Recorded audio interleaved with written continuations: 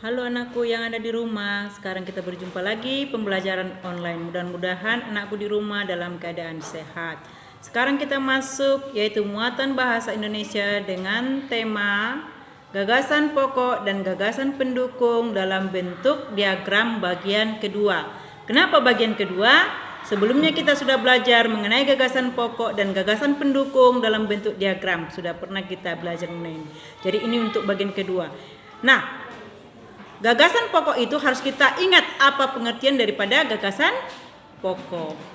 Gagasan pokok adalah hal atau topik yang dibahas pada suatu teks. Gagasan pendukung yaitu mengenai uraian atau informasi tambahan pada suatu teks. Itu terdapat pada kalimat penjelas, ya, pada kalimat penjelas. Gagasan pokok kita peroleh dari kalimat utama, sedangkan gagasan pendukung kita peroleh dari kalimat penjelas. Ingat, setiap satu paragraf hanya mempunyai satu gagasan pokok, tidak boleh lebih, ya, tidak boleh lebih. Nah, sebelum kita membuat lagi dalam bentuk diagram, kita pelajari dulu dalam paragraf itu ada berapa kalimat dan berapa gagasan pendukung yang terdapat pada kalimat tersebut. Sekarang kita lihat nanti Bu Pena halaman 38. Sama-sama kita buka Bu Pena ya anakku ya, biar kita lihat. Nah, ini Bu Pena buku kita halaman 38 ya, sudah. Judul teks tersebut adalah toleransi saat bekerja bakti. Ada berapa paragraf teks ini? Kita lihat ada 3, 1, 2, 3. Sudah kita pelajari itu. Ada 3 paragraf ya. Kalau paragraf dia diawali dengan kalimatnya agak ke dalam, dia mencolok ke dalam.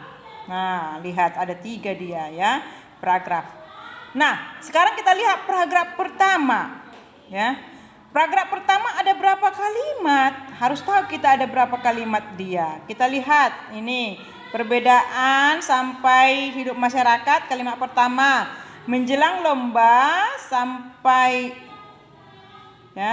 selokan ya, selokan kampung, pada sampai kampung itu kalimat kedua. Ini kalimat ketiga. Berarti paragraf 1 ada 3 kalimat. Kalau 3 kalimatnya ingatlah pasti hanya 1 kalimat utama ya, hanya 1 kalimat utamanya. Atau gagasan pokoknya nanti 1. Berarti kalimat penjelasnya ada berapa? 2, betul 2 ya. Jadi nanti gagasan pendukungnya ada 2. Bagaimana kita membuat dalam bentuk diagram? Nah, kita kemarin sudah belajar diagram, ada panahnya. Perhatikan lagi ya. Kita buat. Nah, lihat di papan tulis.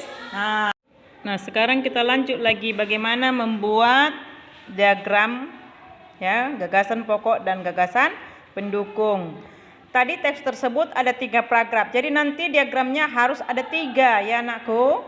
Harus ada 3. 1 paragraf pertama, paragraf kedua, paragraf ketiga. Tadi paragraf pertama ya, paragraf pertama tadi ada 3 kalimat. Berarti 3 kalimat.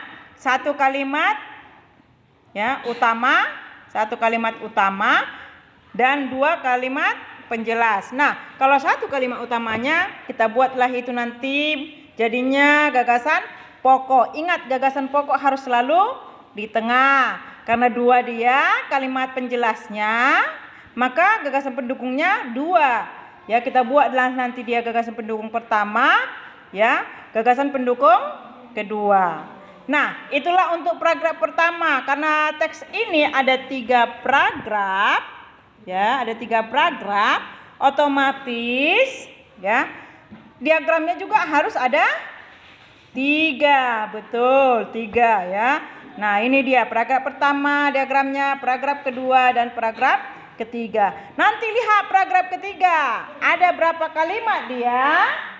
Ya, ada berapa kalimat? Nah, sekarang nanti kau lanjutkan itu. Kau isilah mana gagasan pokoknya, mana gagasan pendukungnya.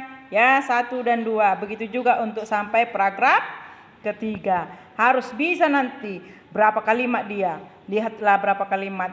Nanti buatlah gagasan pendukungnya ada berapa. Ya, mudah-mudahan anak-anakku yang di rumah paham dan dapat mengerjakan. Tuhan beserta kita. Terima kasih.